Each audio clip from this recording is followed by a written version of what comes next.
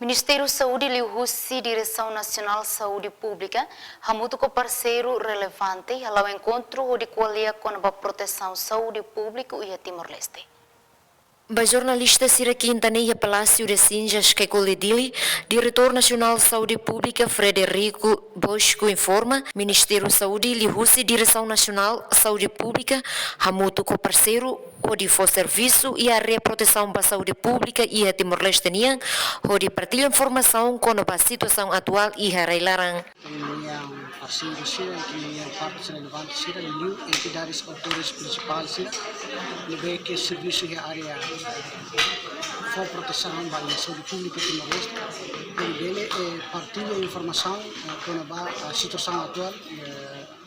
Liu ameaça saída de maka bele for perigo para a saúde pública Timor-Leste.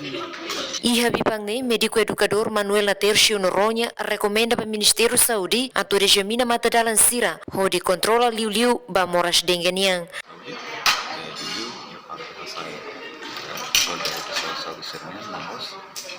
Opera para dia qualidade saúde di Timor-Leste. Então, a minha recomendação é para que bisa Ministério aku determina